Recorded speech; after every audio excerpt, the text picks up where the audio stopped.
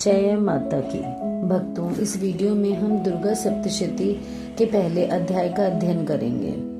ओम नमः चंडिकाये नमः। अथ श्री दुर्गा सप्तशती भाषा। पहला अध्याय। महिषी ऋषि का राजा सूरत और समाधि को देवी की महिमा बताना। महिषी मार्कंडेय जी बोले, सूर्य के पुत्र सावर्णी की उत्पत्ति की कथा विस्तार पूर्वक कहता हूँ, सुनो। सावर्णी महामाया की कृपा से जिस प्रकार मनवंतर के स्वामी हुए, उसका हाल भी सुनो। पहले स्वारोचिष नामक मनवंतर में चैत्रवंशी सूरत नाम के एक राजा थे। सारी पृथ्वी पर उनका राज्य था।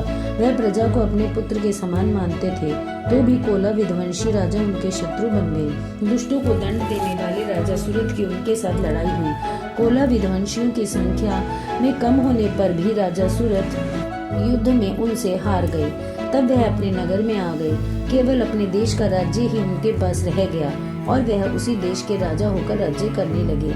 किंतु उनके शत्रुओं ने उन पर वहां भी आक्रमण कर दिया। राजा को बलहीन देखकर उनके दुष्ट मंत्रियों ने राजा की सेना और खजाना अधिकार में कर लिया। राजा सूरत अपने राज्याधिकार को हार कर शिकार खेलने के बहाने घोड़े पर सवार होकर वहां से एक भयंकर वन की ओर चले गए। उस वन में उन्होंने महिषी मेधा का आश्रम देखा। महिषी मेधा अपने शिष्यों तथा मुनियों से सुशोभित बैठे हुए थे और वहां कितने ही हिंसक जीव परम शांति भाव से रहते थे। राजा सूरत ने महिषी मेधा को प्रणाम किया और महिषी ने भी उनका उचित सत्कार किया। राजा सूरत महिषी के आश्रम में कुछ समय तक ठहरे। अपने नगर की ममता के आकर्षण से राजा अपने मन में सोचने लगे, पूर्व काल में पूर्वजों ने जिस नगर का पालन किया था, वह आज मेरे हाथ से निकल गया। मेरे दुष्ट एवं दुरात्मा मंत्री मेरे नगर की अब धर्म से रक्षा कर रहे होंगे या नहीं।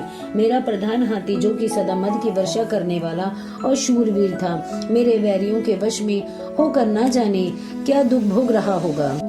मेरे आज्ञाकारी नौकर, जो मेरी कृपा से धन और भोजन पाने से सदैव सुखी रहते थे तथा मेरे पीछे पीछे चलते थे, वह अब निश्चय ही दुष्ट राजाओं का अनुसरण करते होंगे तथा मेरे दुष्ट एवं दुरात्मा मंत्रियों द्वारा व्यर्थ ही धन को व्यय करने से संचित किया हुआ मेरा खजाना एक दिन अवश्य खाली हो जाएगा। इस प्रकार की बहुत सी बातें सोचता हुआ राजा निरंतर दुखी रहने लगा। एक दिन राजा सूरत ने महिषी मेधा के आश्रम के निकट एक वैश्य को देखा। राजा ने उनसे पूछा, भाई तुम कौन हो? तुम्हारे यहाँ आने का क्या कारण है? तुम मुझे शोकग्रस्त अनमने से क्यों दिखाई देते हो? राजा के नम्र वचन सुनकर वैश्य ने महाराज सूरत को प्रणाम करके कहा, राजन, मेरा नाम समाधि है। मैं धनियों के कुल में उत्पन्न एक वैश्य हूँ। मेरे दुष्ट स्त्री पुत्र आदिकों ने लोभ से मेरा सब धन छीन लिया है और मुझे घर से निकाल दिया है। मैं इस तरह से दुखी होकर इस वन में चला आया हूँ और यहाँ रहता हुआ भी मैं इस बात को नहीं जानता कि अब घर में इस समय सब कुशल हैं या नहीं। यहाँ मैं अपने परिवार का आचरण संबंधी कोई समाचार भी नहीं पा सकता कि वह घर में इस समय कुशलता पूर्वक हैं या नहीं। मैं अपने पुत्रों के संबंध में भी यह नहीं जानता कि वे सदाचारी हैं या दुराचार में फंसे हुए हैं। राजा बोले, जिस धन के लोभी स्त्री पुत्रों ने तुम्हें घर से निकाल दिया है, फिर भी तुम्हारा चित्त उनसे क्यों प्रेम करता है? वैश्य ने कहा, मेरे विषय में आपका ऐसा कहना बिल्कुल ठीक है, किंतु मेरा मन इतना कठोर नहीं है। यद्यपि उन्होंने धन के लोभ में पड़कर पितृ स्नेह को त्याग कर मुझे घर से निकाल दिया है, तो भी मेरे मन में उनके लिए कठोरता नहीं आती। हे महामते, मेरा मन फिर भी उनमें क्यों फंस रहा है? इस बात को जानता हुआ भी मैं नहीं जान रहा। मेरा चित्त उनके लिए दुखी है।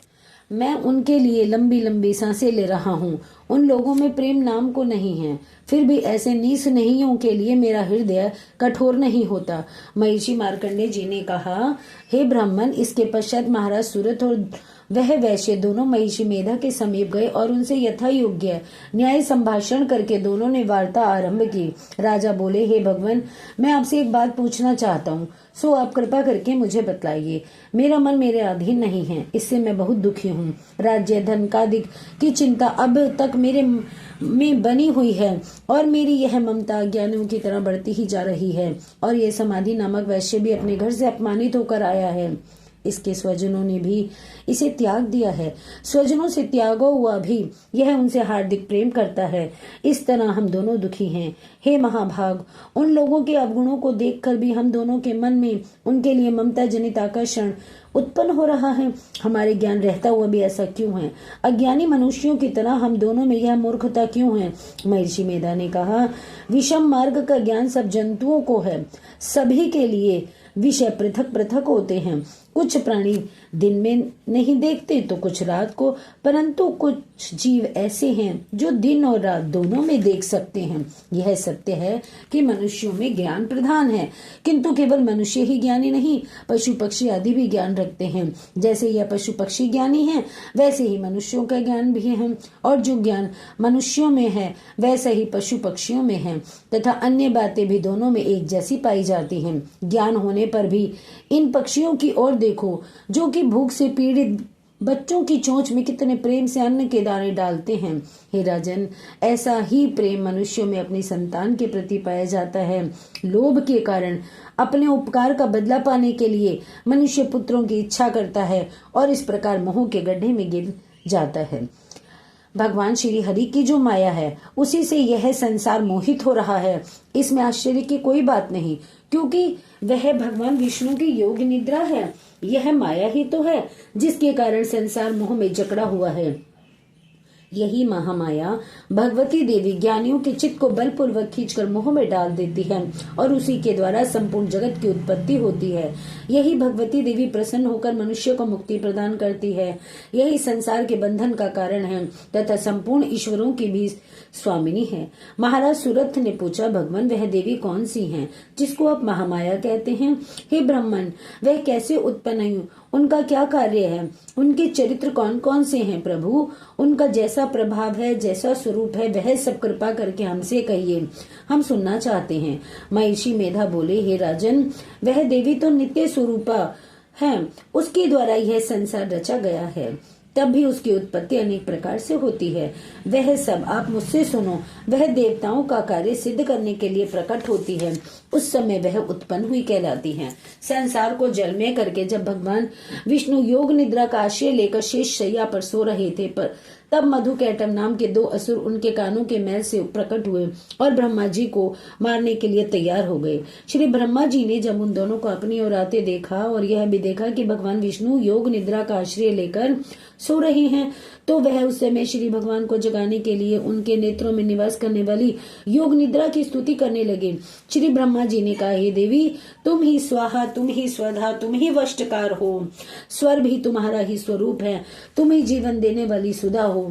नित्य अक्षर प्रणव में अकार, उकार, मकार, इन तीनों में माताओं के रूप में तुम ही स्थित हो।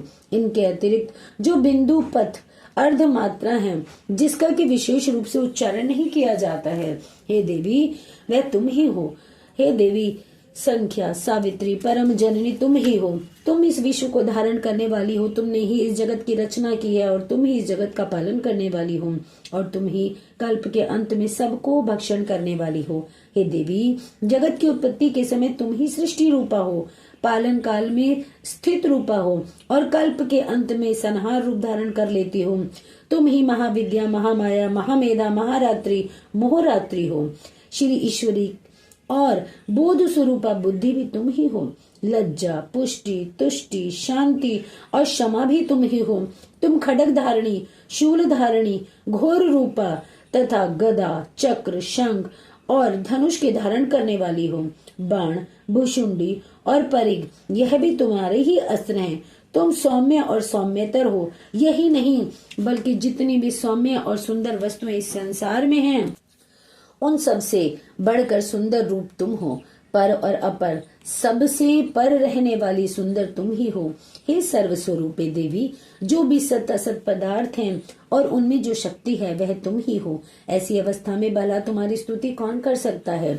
इस संसार की सृष्टि, पालन और संहार करने वाले जो भगवान हैं, उनको भी जब तुमने निद्रा के वशीभूत कर दिया है, फिर तुम्हारी स्तुति कौन कर सकता है? मुझे, भगवान विष्णु तथा भगवान शंकर को शरीर धारण कराने वाली देवी तुम ही हो। तुम्हारी स्तुति करने की शक्ति किसमें है? हे देवी, तुम तो अपने इन उदार प्रभावों के कारण ही प्रशंसनीय हो। मधु और कैटभ जो भयंकर असुर हैं, इन्हें मोह में डाल दो और श्री हरि भगवान विष्णु को भी जल्दी से जगा दो और उनमें इनको मार डालने की बुद्धि उत्पन्न कर दो। महर्षि मेधा बोले, हे राजन, जब श्री ब्रह्मा जी ने देवी से इस प्रकार की स्तुति करके भगवान को जगाने और मधु कैटव को मारने के लिए कहा तो भगवान श्री विष्णु के नेत्र, मुख, नासिका, बाहु, हृदय और वक्ष स्थल से निकलकर श्री ब्रह्मा जी के सामने वह खड़ी हो गईं। उनका ऐसा कहना था कि भगवान श्री हरि तुरंत जाग गए और दोनों असुरों को देखा जो कि अत्यंत बलवान और पराक्रमी थे और मारे क्रोध के जिनके नेत्र लाल हो रहे थे और जो ब्रह्मा जी का वध करने के लिए तैयार थे। तब क्रुद्ध हो उन दोनों दुरात्मा असुरों के साथ भगवान श्री हरि पूरे 5,000 वर्ष तक लड़ते रहे। एक तो वह अत्यंत बलवान और पराक्रमी थे, दूसरे महामाया ने भी उन्हें मोह में डाल रखा था। अतः वह श्री भगवान से कहने लगे, हम दोनों तुम्हारी वीरता से अत्यंत प्रसन्न हैं, तुम हमसे कोई वर मांगो। भगवान ने कहा, यदि तुम मुझ पर प्रसन्न हो तो अब तुम मेरे हाथों से मारे जाओ। बस इतना सा ही वर मैं तुमसे मांगता हूँ, यहाँ दूसरे वर से क्या प्रयोजन है। महर्षि मेधा बोले, इस तरह से जब वे धोखे में आ गए और अपने चारों ओर जल ही जल देखा तो भगवान श्री हरि से कहने लगे, जहाँ जल ना हो, जहाँ सूखी जमीन हो, वहां हमारा वध कीजिए। महर्षि मेधा कहते हैं, तथास्तु कहकर भगवान श्री हरि ने उन दोनों को अपनी जांघ पर लिटाकर उन दोनों के सिर काट डाले। इस तरह से यह देवी श्री ब्रह्मा जी के स्तुति करने पर प्रकट हुई थी और अब मैं उनके प्रभाव का वर्णन कहता हूँ, सो सुनो। जय माता की।